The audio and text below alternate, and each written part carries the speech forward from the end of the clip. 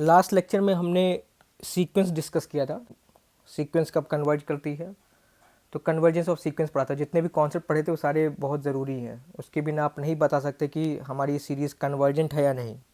ठीक है, तो आज का टॉपिक है सीरीज़। सो सीरीज़ की डेफिनेशन क्या है, मैंने पहले बताया होगा। सीरीज़ में क्या करते हैं, सीक्वेंस के जो टर्म्स होते हैं उनको सम करते हैं। ओके, सो सीक्वेंस क्या होते हैं, एक इनफाइनाइट टर्म्स होते हैं सीक्वेंस में। दैट मीन्स अगर सीरीज़ है यानी उसमें आपको इनफाइनाइट टर्म्स का सम करना है।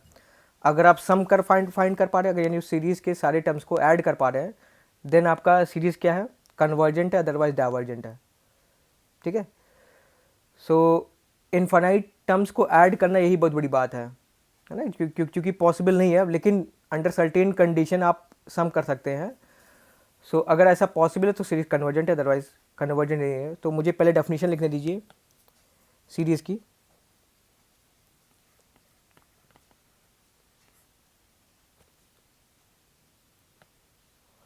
Sum of infinite terms of sequence. Series क्या है, sum of infinite terms of sequence. ठीक है, और अगर हम सीक्वेंस यू एन से डिनोट कर रहे हैं तो सीरीज़ को हम कैसे डिनोट करेंगे, मैंने क्या बताया आपको, सीक्वेंस के टर्म्स को ऐड करना है तो हम समीशन फॉर्मूले से summation U K and K is running from 1 to infinity। Okay, so हम इनफाइनाइट टर्म्स को ऐड कर रहे हैं। ठीक, इसको आप सिंपली ऐसे भी डिनोट कर सकते हैं। ठीक है, यहाँ हमने इंडेक्स हटा दी, इसका सिंपली मतलब यही है कि के आपका इंडेक्स जो आपका के है, यहाँ पे हमने एन लिख दिया है, that means up to infinite जा रहा। ठीक, ये अंडरस्टूड है। ठीक, अब हमें पता करना है कि हम इन्फिनाइट टर्म्स को ऐड कर सकते हैं कि नहीं। तो हम क्या करेंगे, एक टेक्निक है। टेक्निक क्या है, लिख रहे हैं हम। सो उससे पहले कॉन्सेप्ट हमारा sequence of partial sum of series. Okay, क्या है, सीक्वेंस ऑफ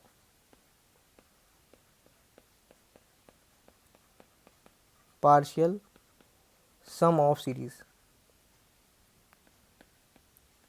ठीक है,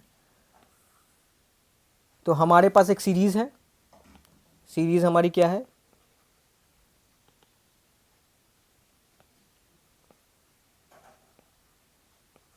ठीक, ये हमारी सीरीज है। अब अपने को पता करना है कि जो सीरीज है कन्वर्जेंट है कि नहीं। ठीक है, मेन टास्क पूरे throughout the whole lecture बस हम यही बात करेंगे, सीरीज हमारी कन्वर्जेंट है या नहीं। क्योंकि इनफाइनाइट टर्म्स को ऐड करना ये बहुत बड़ी बात है, सबसे बड़ी बात सीखने वाले हैं कि इनफाइनाइट टर्म्स को आप ऐड कर पाएंगे नहीं। तो कॉन्सेप्ट क्या है, सीक्वेंस ऑफ पार्शियल सम। तो हम क्या करें, एक सीक्वेंस बनाएंगे S1 का मतलब क्या हो गया, U1 first term of the series. S2 क्या, S2 मतलब है हमने सीरीज के दो टर्म्स को ऐड कर दिया, ये हमारा S2 हो गया। S3 मतलब हमने तीन टर्म्स को ऐड कर दिया। ऐसे ही आप SN लिख सकते हैं। SN क्या हो जाएगा, हमने सीरीज के n टर्म्स को ऐड कर दिया, U1 plus U2 U3 UN। Okay, अब ध्यान दीजिए हमें क्या मिल रहा, S1 S2 S3 and SN। Okay, ये क्या है, अब एक नई सीक्वेंस बनी है ना। ये आपका जो SN है, SN क्या एक सीक्वेंस है। और सीक्वेंस हमने कैसे बनाई है, सीरीज के टर्म्स को ऐड करके, इसीलिए इसका नाम क्या है, sequence of partial sum. Okay, so अब हमने एक सीक्वेंस बनाई। अब हमने इसलिए पहले लेक्चर में सीख चुके हैं सीक्वेंस कब कन्वर्जेंट होती कि नहीं। तो अगर ये जो नई सीक्वेंस बनी है, अगर ये कन्वर्जेंट होगी तो हमारी सीरीज भी कन्वर्जेंट होगी। ओके, सीक्वेंस वाला कॉन्सेप्ट पढ़ चुके हैं। अगर सीक्वेंस कन्वर्जेंट हो गई यानी सीरीज भी कन्वर्जेंट हो गई। So let me right,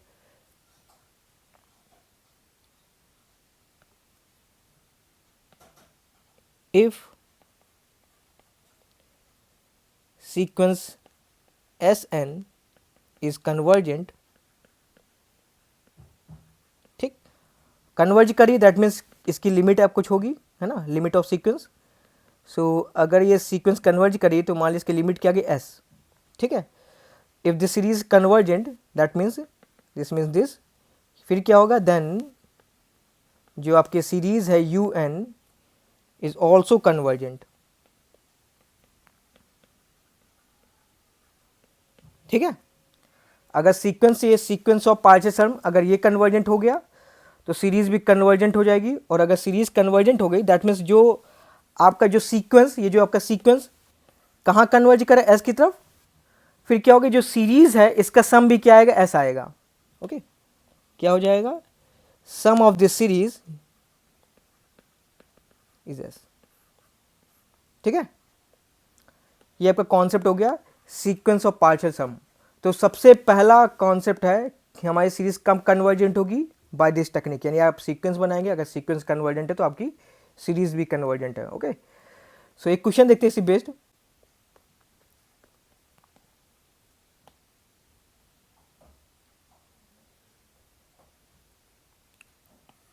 show that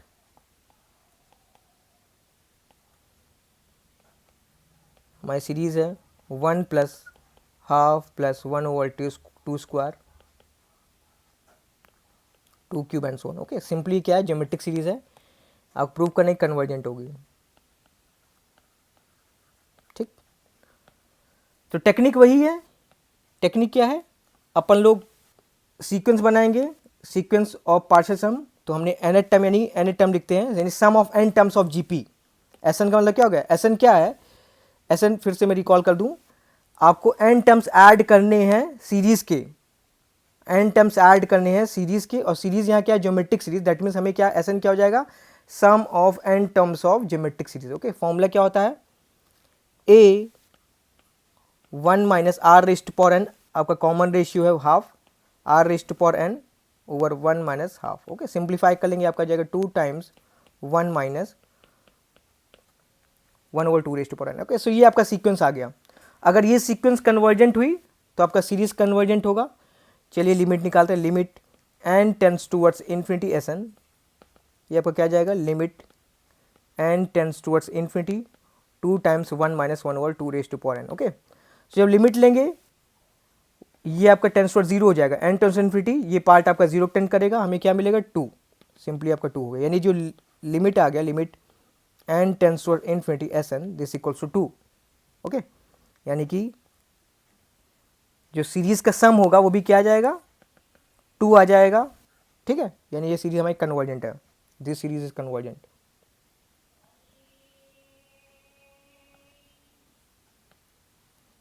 series u n is convergent. Okay, और अगर मान लीजिए ये जो आपका आपने लिमिट निकाली ये आपका इन्फानाइट आता, यानी ये सीरीज हमारी कैसे होती, डाइवर्जेंट। इन्फानाइट या फिर माइनस इन्फानाइट अगर आता तो हमारी सीरीज क्या होती, डाइवर्जेंट होती है। ओके, एक और क्वेश्चन देखिए,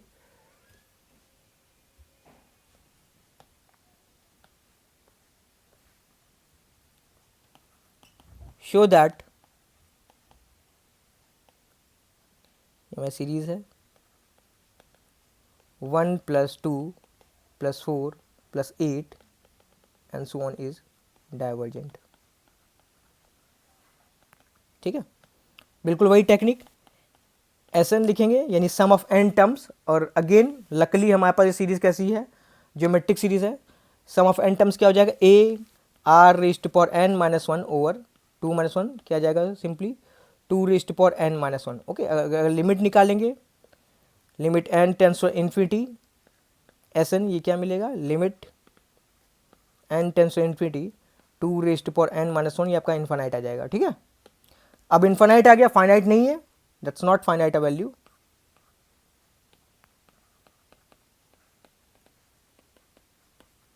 यानी ये जो हमारा सीरीज क्या हो जाएगा, divergent. Series u n is divergent. Okay, divergent मतलब आप सम नहीं कर सकते। ठीक, एक और एग्जांपल देखिए ऑसिलेटरी सीरीज का।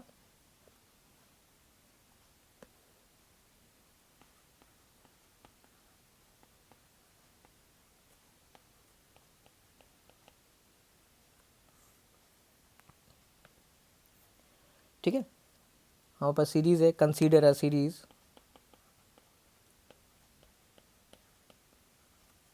सीरीज क्या है,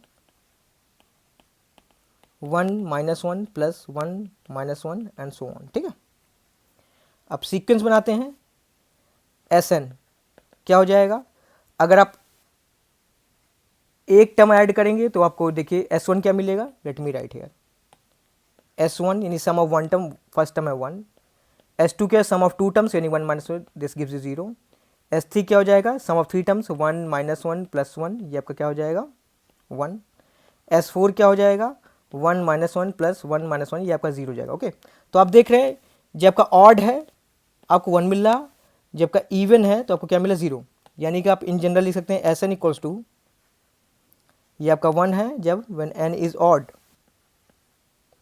और 0 क्या है व्हेन n इज इवन। ठीक है, यानी कि ये जो सीक्वेंस है इसके दो लिमिट पॉइंट्स आ रहे हैं। मैंने बताया था अगर कोई सीक्वेंस उसके दो लिमिट पॉइंट होते हैं तो सीक्वेंस क्या कन्वर्जेंट नहीं होती, ऑसिलेटरी सीक्वेंस होती है। ओके, सो यानी क्या आप यहाँ लिख सकते हैं सीक्वेंस Sn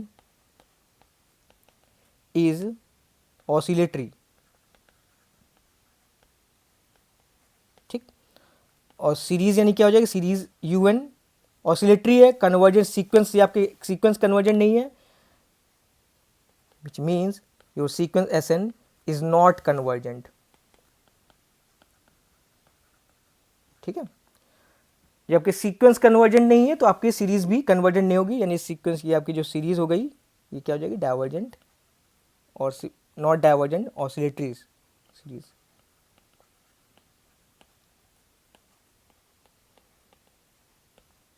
ठीक है, ऑलराइट। एक क्वेश्चन आपके लिए, अगर आप क्लास में आते होंगे आपको पता होगा। ठीक है, हमारे पास एक सीक्वेंस है Sn, ठीक, कांस्टेंट सीक्वेंस है। मान लीजिए सारे टर्म्स कितने हैं A हैं, यानी फर्स्ट टर्म भी A है, सेकंड टर्म भी A है, थर्ड टर्म भी A है। ठीक है, सारे टर्म्स A हैं, कांस्टेंट सीक्वेंस, यानी कैसी सीक्वेंस है constant sequence, this is a constant sequence.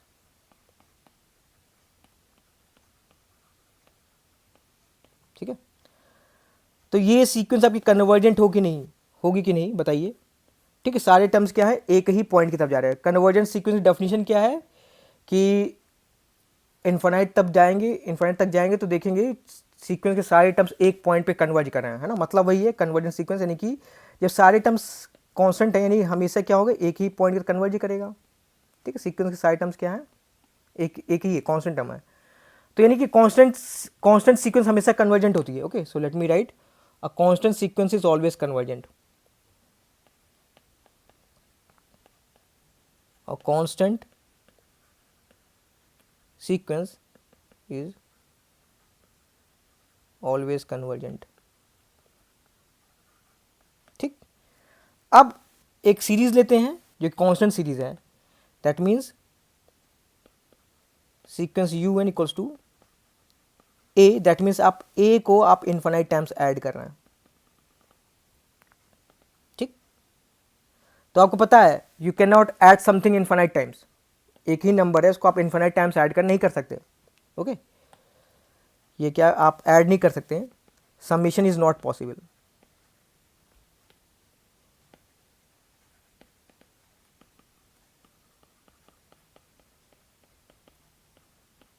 Okay, जब आप ऐड नहीं कर सकते दैट मीन्स क्या होगी ये सीक्वेंस डाइवर्जेंट होगी, यानी कांस्टेंट सीक्वेंस कन्वर्जेंट होती है लेकिन कांस्टेंट सीरीज आपका कन्वर्जेंट नहीं होता। ओके, सो यहां हम लिख सकते हैं a constant series is always convergent but a constant sequence is always convergent but a constant series is divergent.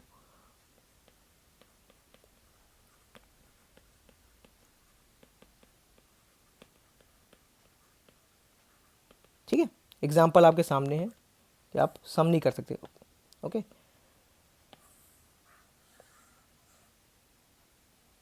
Alright, तो 3 की पॉइंट लिखते हैं।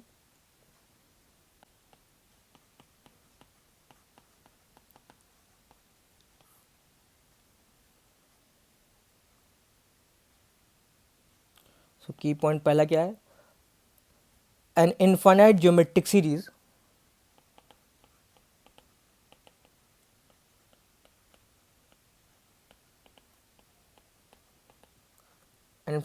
is convergent only when its common ratio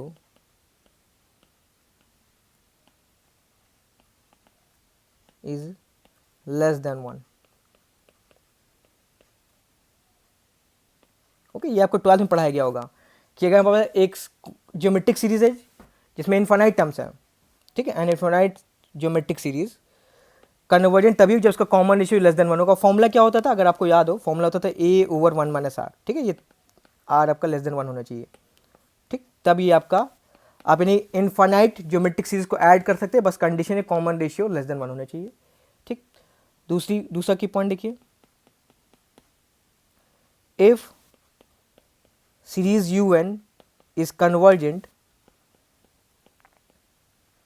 ठीक, अगर सीरीज हमारा कन्वर्जेंट है तब लिमिट लेंगे nth टर्म का सीरीज के, ये क्या मिलेगा आपको, 0 मिलेगा, ठीक है, ये बहुत ज़रूरी चीज़ है। अगर सीरीज कन्वर्जेंट है तब ऐसा होगा, ठीक। मैंने आपको बताया था मैथमेटिक्स में एक रूल है, क्या रूल है, if p implies q then negation q, contrapositive statement बोलते हैं, negation q implies negation p, ठीक है। तो यहाँ p इम्प्लाई q हो गया, यानी इसका उल्टा भी होगा, उल्टा निगेशन के साथ, ठीक है, contrapositive, negation of this implies this, okay. So हम लिख सकते हैं इसका कॉन्ट्रा पॉजिटिव स्टेटमेंट इसी बात को दूसरे तरीके से, यानी कि अगर लिमिट हम निकालें एन टू इन्फिनिटी un का और ये 0 नहीं आया, ठीक है, निगेशन ऑफ दिस, अगर ये 0 नहीं आया तो निगेशन ऑफ ये होगा, यानी क्या हो जाएगा, this implies this series is not convergent,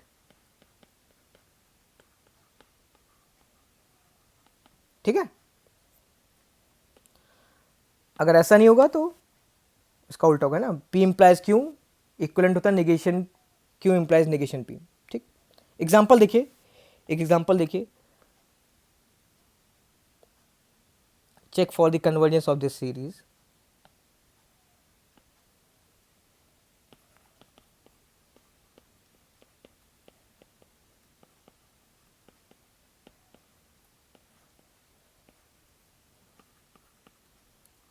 series क्या है हमारी, cos 1/n, ठीक। आपने चेक करना है कि आपके सीरीज है कन्वर्जेंट या डाइवर्जेंट, ओके। सो यही टेक्निक लगाते हैं, क्या करेंगे, लिमिट un क्या है, un है आपका cos 1/n, ठीक।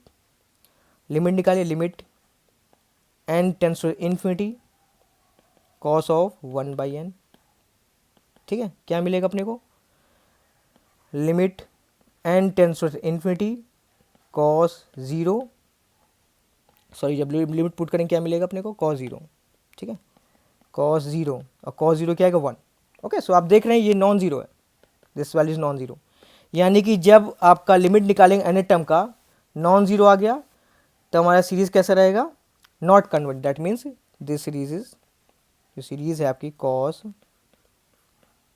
1/n इज नॉट कन्वर्जेंट, ठीक है, ऑलराइट। चलिए, और एक और बात यहीं से ही, अगर सीरीज कन्वर्जेंट है तब ऐसा होगा, लेकिन अगर ऐसा है तो कोई जरूरी नहीं ऐसा हो, ठीक है, यानी converse is not true, let me right,